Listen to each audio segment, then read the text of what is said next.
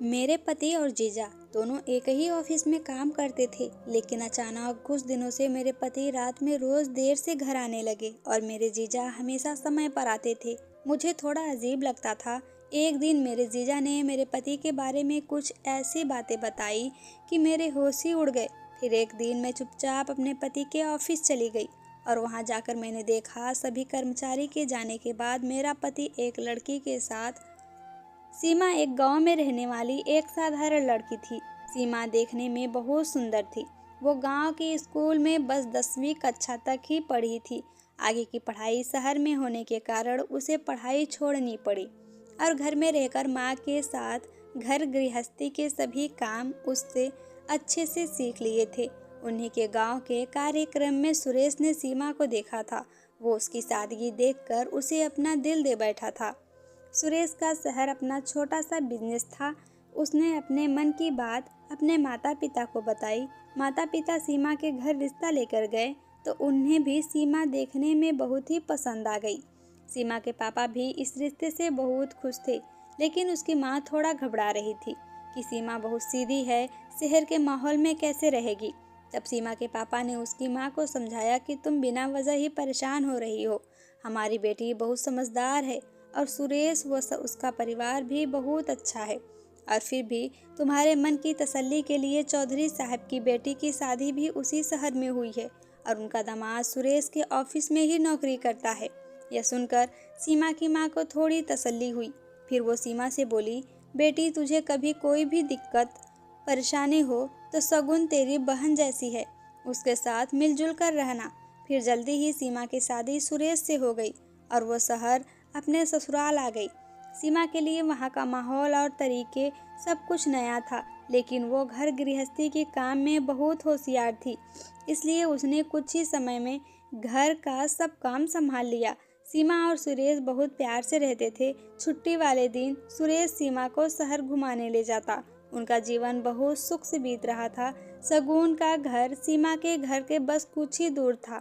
वैसे तो वो उसकी बहन जैसी थी, एक ही गांव की थी। आपस में बातचीत भी दोनों में बहुत प्यार से होती थी, लेकिन सीमा जब भी सुरेश के साथ उसकी कार में बाहर घूमने जाती तो सगुन को बहुत जलन होती। सगुन का पति सुरेश के ऑफिस में छोटी सी नौकरी करता था। वह बस मौके की तलाश में रहती, कैसे सीमा और सुरेश की गृहस्थी में आग लगाई जाए। उनकी खुशियाँ उससे बर्दाश्त नहीं होती और फिर एक दिन उसे मौका मिल ही गया। एक बार सुरेश की कोई बड़ा प्रोजेक्ट मिलने वाला था तो उसे उसकी तैयारी करनी थी, इसलिए आधी रात हो चुकी थी और सुरेश अभी तक घर नहीं पहुंचा था और उसका फ़ोन भी बंद आ रहा था। सीमा बहुत डर गई और घबराहट में उसने सगुन को फ़ोन कर पूछा कि तुम्हारे पति आ गए क्या? सुरेश अभी तक नहीं आए और उनका फ़ोन भी बंद आ रहा है। मुझे बहुत घबराहट हो रही है। सगुन बोली, ये तो शाम को ही घर आ गए थे। मैंने तो अपने पति को साफ साफ कह रखा है, ऑफिस से बिल्कुल समय पर घर आना है। भला आधी रात को कौन सा ऑफिस का काम चलता है? तू बहुत भोली है सीमा। सुरेश जी पर जरा थोड़ी नज़र रखा कर। उन्हें साफ शब्दों में कह देना समय पर घर आया करे। अच्छा चल, मैं फ़ोन रखती हूँ। वो आ जाए तो खबर दे देना। ज़्यादा परेशान मत हो, आ जाएंगे। उस रात सुरेश 3 बजे घर आया और आते ही सो गया और अगले दिन सुबह फिर जल्दी से ऑफिस के लिए निकल गया। सीमा ने जब सुरेश से पूछा तो उसने कहा, अभी कुछ दिन ऐसा ही चलेगा, एक प्रोजेक्ट की तैयारी चल रही है। सीमा चुप हो गई, आगे कुछ नहीं बोली। उसने सोचा ऑफिस में ज़्यादा काम होगा। उसी दिन दोपहर में सगुन सीमा के घर आ गई और बोली, रात को सुरेश जी कितने बजे वापस आए? सीमा बोली, 3 बजे। हाय दैया, मेरे पति तो आज तक कभी इतनी रात तक ऑफिस में नहीं रुके। भला इतनी रात तक भी ऑफिस का काम चलता होगा क्या? मैं तेरी बहन जैसी हूँ सीमा, इसलिए समझा रही हूँ। अपने पति पर निगरानी रख, उनसे सवाल जवाब कर पूछ, इतनी रात तक ऑफिस में क्या काम करते हैं? अगर मेरे पति ऐसे देर रात तक आए तो मैं तो पूरा घर सर पर उठा लूँ। मुझे तेरी फिक्र है, बस इसलिए समझा रही हूँ। कोई बात हो तो बताना, मैं हमेशा तेरे साथ हूँ। चल अब मैं चलती हूँ। सीमा सोच रही थी सगुन कितनी अच्छी है, मेरे बारे में कितना सोचती है। और वो बोली, जी आती रहना, इस अनजान शहर में मुझे आपका ही तो सहारा है। हाँ जरूर आती रहूँगी, तो फिक्र मत करना। जब शगुन को लगा सीमा उस पर पूरा भरोसा कर रही है, तब एक दिन उसने सीमा से कहा कि मेरे पति बोल रहे थे कि ऑफिस में एक लड़की रूही सुरेश से प्यार करती थी, वो उनसे शादी करना चाहती थी, लेकिन सुरेश के मम्मी पापा को वो बिल्कुल पसंद नहीं थी, इसलिए उन्होंने सुरेश की शादी तुमसे करवा दी। जब भी सुरेश ऑफिस में देर रात तक रुकते हैं तो वो भी हमेशा साथ ही रुकती है। बहन जरा संभल कर रहना, शहर की लड़कियां बहुत तेज होती हैं। अच्छा चल, पति के आने का समय हो गया है, मैं घर चलती हूँ, ध्यान रखना। शगुन ने सीमा को यह मनगढ़ंत कहानी सुनाई थी ताकि दोनों के बीच झगड़ा हो और उनके रिश्ते में कड़वाहट आ जाए। शगुन के जाते ही सीमा का मन घबराने लगा। शगुन सीमा के मन में शक पैदा करके चली गई थी। रात को जब सुरेश घर आया तो सीमा को परेशान देखकर बोला, माफ़ करना, अभी मैं तुम्हें समय नहीं दे पा रहा हूँ। अगर तुम्हें यहाँ परेशानी हो रही है तो कुछ दिन के लिए तुम मायके चली जाओ। सीमा के दिमाग में तो शगुन की कही बात चल रही थी। उसने सुरेश की बातों का कुछ और ही मतलब निकाल लिया। वो बोली, हाँ हाँ, मुझे मायके भेजकर तुम यहाँ अय्यासी करो।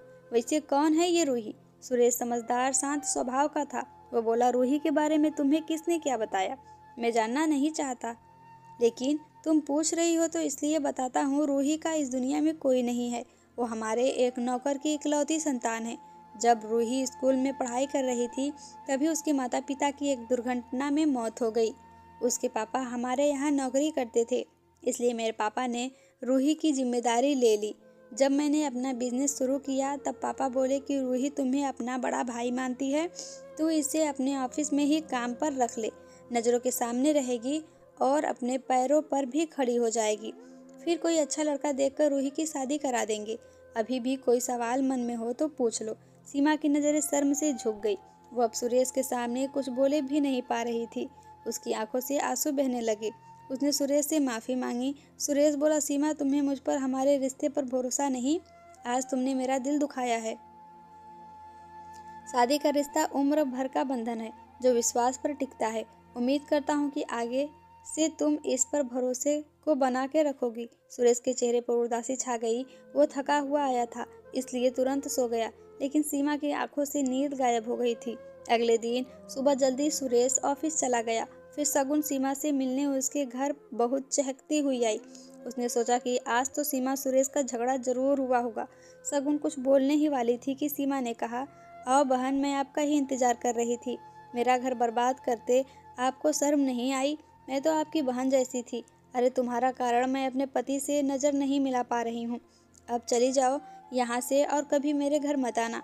और हाँ, मेरे पति कंपनी के मालिक है और तेरे पति कंपनी में छोटी सी नौकरी करते हैं, तो दोनों के काम में बहुत बड़ा अंतर है। फिर सीमा ने शगुन को हाथ पकड़ दरवाजे से बाहर कर दिया और दरवाज़ा बंद कर दिया। ज़रूरी नहीं दोस्तों कि सभी सलाह देने वाले आपके हितकर ही हो सकता है उसमें वह खुद का फ़ायदा देखता हो। तो दोस्तों, ये कहानी आपको कैसी लगी हमें कमेंट करके ज़रूर बताएं। वीडियो को लाइक और चैनल पर नए हो तो प्लीज़ हमारे चैनल को सब्सक्राइब करें।